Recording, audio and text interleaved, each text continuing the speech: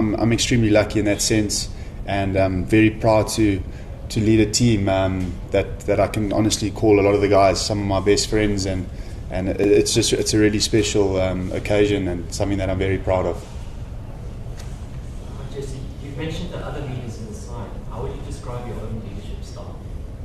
I think I've always tried to be a leader that leads by actions. I think when you play in a team like this, not much has to be said, I don't think. I think I've had great examples in the examples of guys like Sia. I think if you look at our coaching staff, they also lead by example with how hard they work and the work that they put in. Guys like, if I look through our whole, guys like Dwayne when he was captain, Handre, you look at Luat, I can name everyone in the team. The guys lead by actions, they work hard, and they get the job done. And I suppose that's kind of the blueprint in the way that I want to lead and the way I want to go by doing things. So, yeah. Jesse, while you guys obviously respect Italy, the whole rugby world has written them off. Does that make them dangerous? They've got nothing to lose? Yeah, I think that's a massive mistake by the rugby world. I think Italy's an extremely passionate rugby nation, and they're a very good rugby side.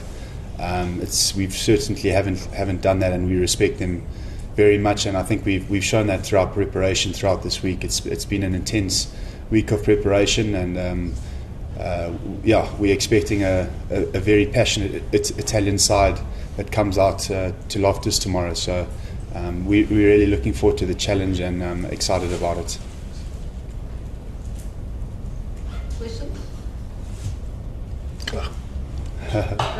Question?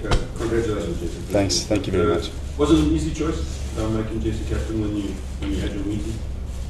Yeah, I think it started before the Barbers game, when Sia was not available at that time. And like Jesse mentioned, we've got a lot of great leaders in our team. But I think for us, people don't understand when it comes to our leaders.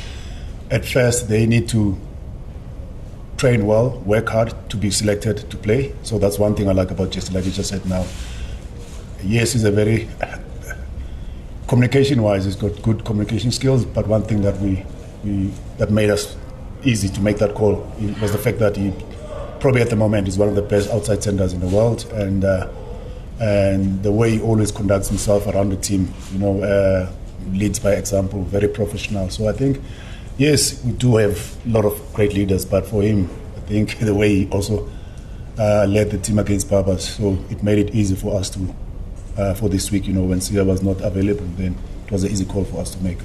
Otherwise, like we Jesse also touched on it, we try to make sure that we build more strong leaders in our system. So for him, I'm very, very proud of what he has achieved, and always say to people, I think the storyline behind Jesse as a leader is, this is the guy who's been with us for years, and there was a time he was not even the number one outside center when Lukhanyo was playing. Lukhanyo was probably one of the best outside centers.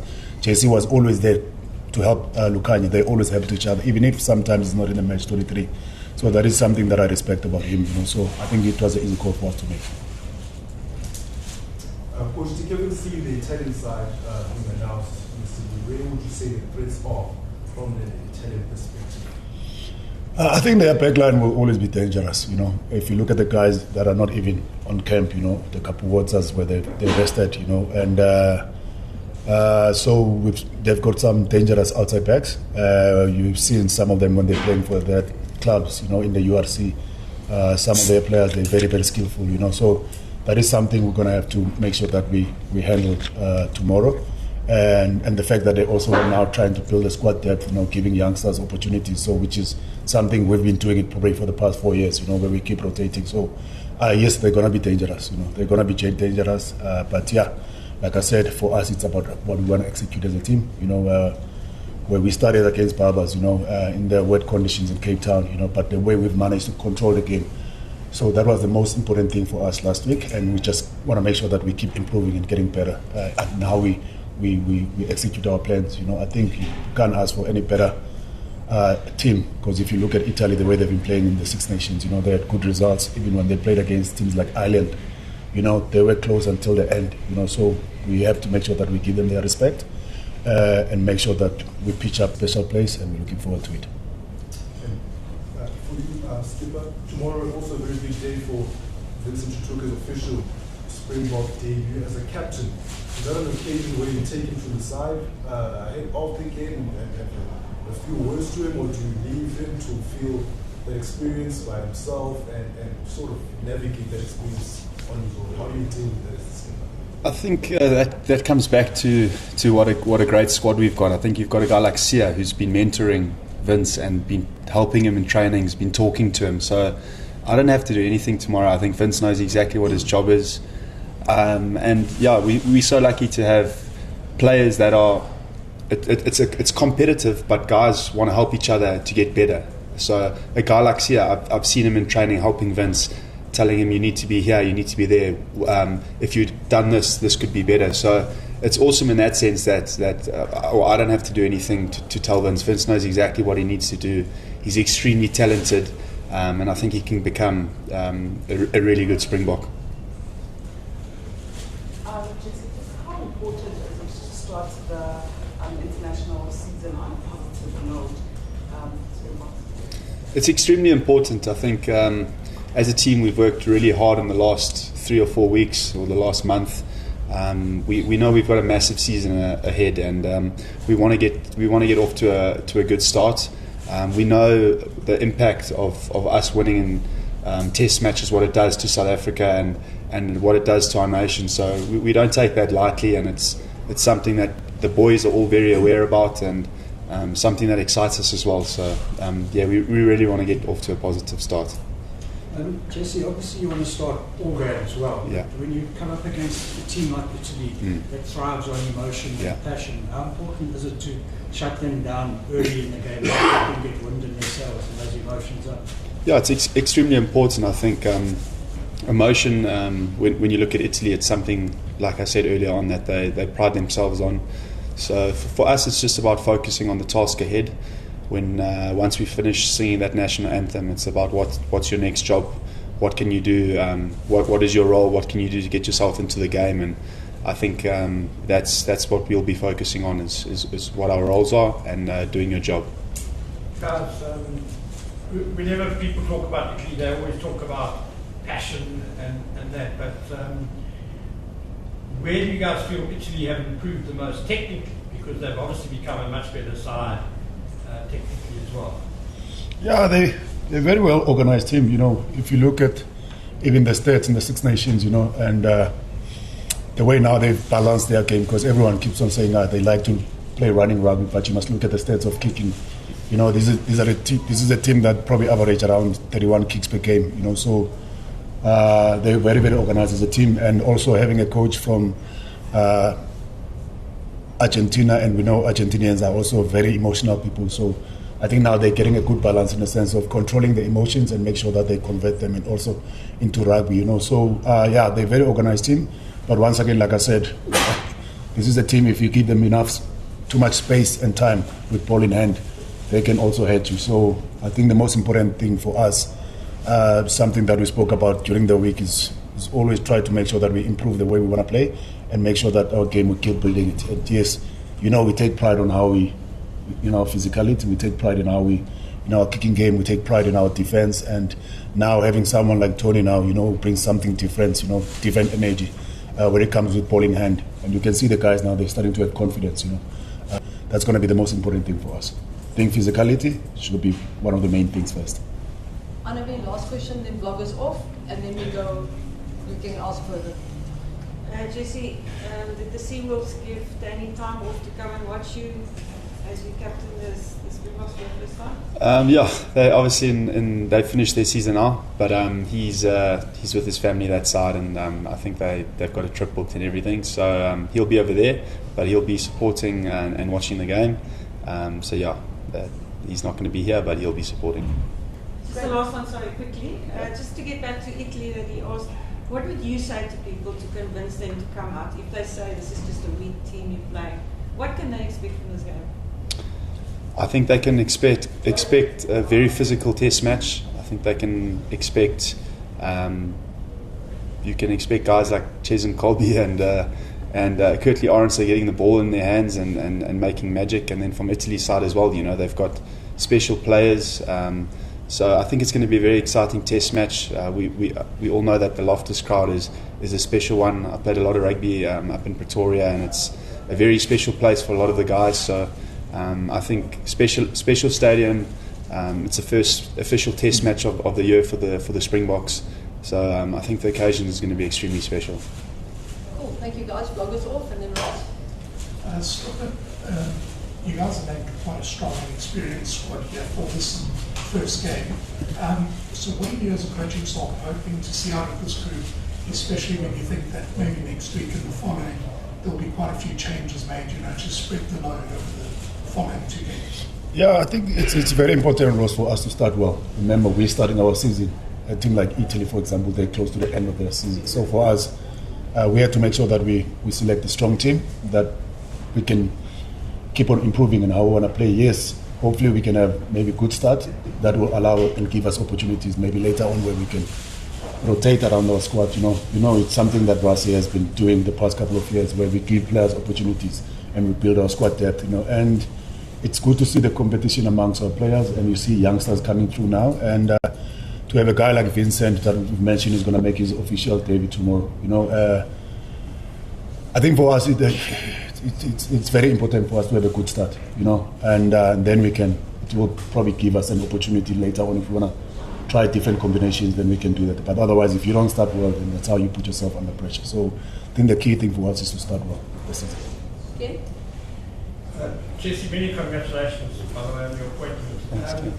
You mentioned Cheslin and Kurtley, and they were obviously dazzling against the Barbars, but you have the best seat in the house, probably, to enjoy the magic. What's it like being, right next to that? And I mean, after you're the guy who the last pass comes from you to them. Ken, to be honest with you, it's sometimes it's very confusing, because you give the guy the ball and then you don't know where he's going to go, and you have to clean that breakdown.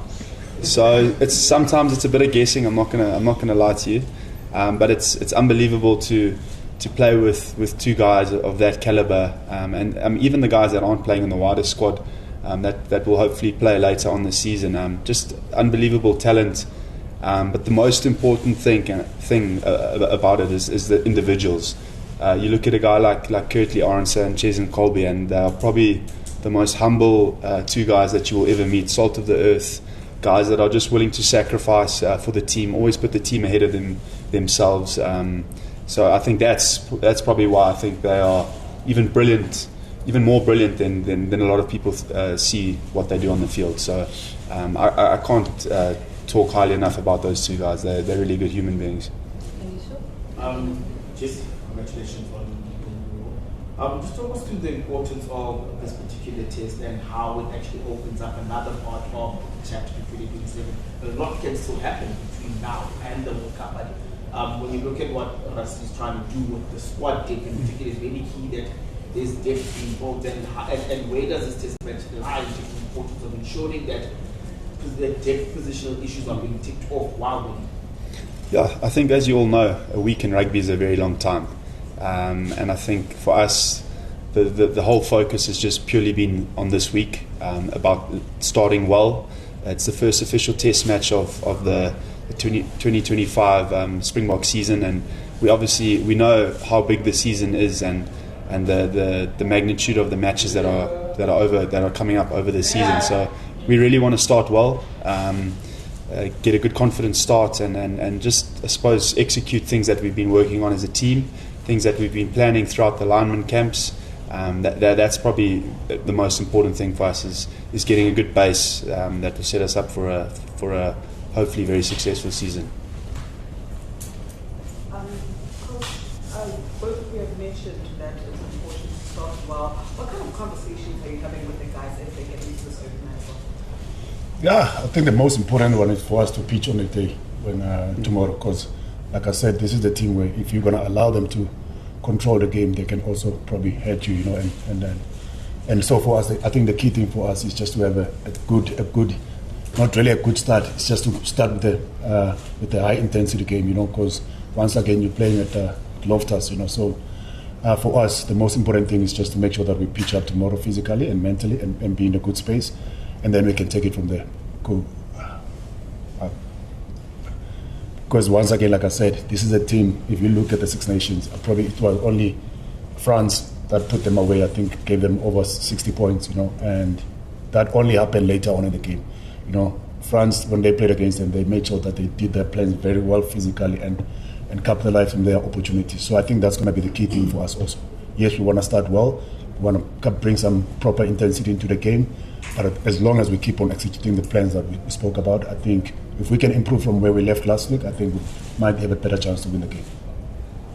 Jesse, you obviously started your career years ago and you've played in some inexperienced sides, but there's average of 52 test caps per player in this 23-man squad. And next week, you've got CEO and Peter Stead to come back, and so the average will stay around. How comforting is it as a player to have that kind of experience, particularly? I mean, we always hear about test match experience being crucial. Yeah, very, very, very, very important. I think it's great to have guys around that have been around the block that know what they do. And I think the most important thing is the guys that are experienced are in unbelievable shape at the moment as well, which is also very important and something that I'm proud about. I think the squad is trained unbelievably hard. And some of the guys are in the best shape of their life, and they've played over 100 tests. You look at a guy like Eben, I think he's playing 132nd test, but he's in unbelievable shape and one of the fittest guys. So, I mean, I think experience mixed with that is really powerful. Jesse, you've been consistent your whole career in terms of your play, but it seems in the last season, your players actually taken a bit of a step up. You had an amazing season last season. You had a great season in Japan now as well. Is there anything behind that, or do you think that's changed? I definitely think, obviously, the mindset and of the coaches. I think a guy like Tony Brown that's come in has, I suppose, just changed my view a bit there. We're lucky. We've got guys like Felix. I've got Stalker who speaks to me when I'm in Japan. We've got a whole lot of guys feeding you information that kind of just adds different layers to your game. So I think a lot of the guys have got very open mindsets and are wanting to learn the whole time. And I think the moment you stop wanting to learn, I think that's when you die. So we've got coaches that are always looking at different ways for players to get better. So I think I'm very fortunate that I've been given those ideas and ways to learn, and then you come into the squad here, and then you've got players in your own position that are also wanting to help you get better. So I think, just very fortunate that I've got people that want to make me better. Stalker, just building on Jesse's thing about the experienced players, how nice does it make your job as a coach that even last year where you welcomed a whole bunch of new players and you've got quite a lot this year as well, and yet you can still welcome guys back like Lewis last week from 2 years out, Gaza this week from a year out, Faf this week from a year out. Does that just make your job so much more of a pleasure? Yeah, I think it actually makes our job better because of, once again, if you talk about over 100 test matches, they've got more experience than I'm talking about what is happening between the four lines. Yes, we do analyze, we do try to help them, but the thing is with them, they've got more experience with what is happening between the four lines, and a lot of these guys, they've played with some of these players in the UFC, in Japan, so some of the guys, they know these players, so we always try to tap from the players. And once again, I think as a leader, if you don't empower people around you and make sure that you bring the best out of them, then I don't think we will be doing our job. So for us to get more leaders in our team and also listen to the guys, when they also advise us, that is something that I enjoy about the culture in our team, how we operate. Our players, they know, even if we've got plans in place, it's never 100% this is the plan. They always have an input in our plans, and that is one thing that I think me as one of the leaders, I always like to see people also getting empowered around us. So these guys, they've got a lot of experience, and they really do make our jobs easy, And like I said, okay, we're a team, we work together. So sometimes the biggest mistake the coaches are doing is they think it's a one-sided thing. But it's not like that. For us, we always try to make sure that we also pull from their side because they've got more experience than us between the four lines. Last English question.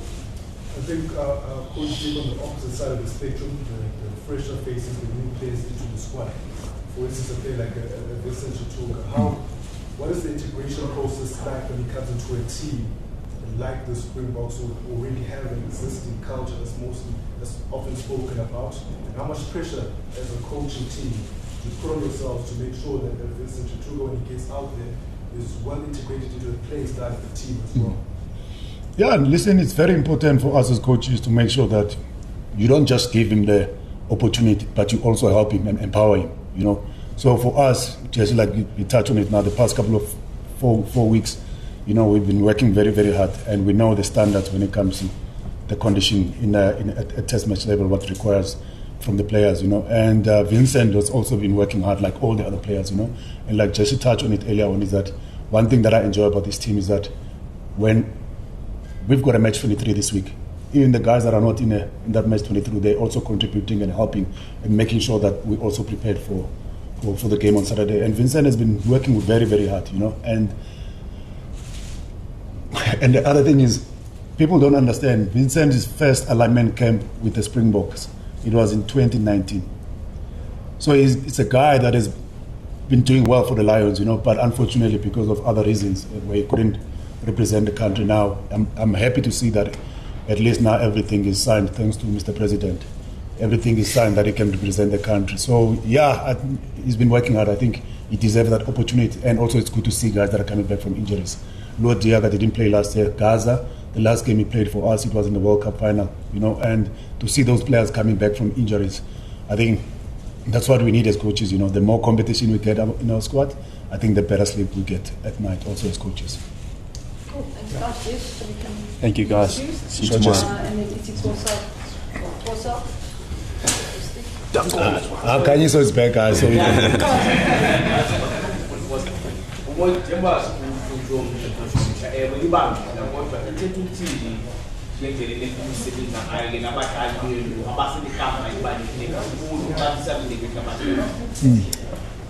Kanye sibalekile kakhulu tata, and indesizwa ngoyithetha lesisithi into ebalekile ukuthi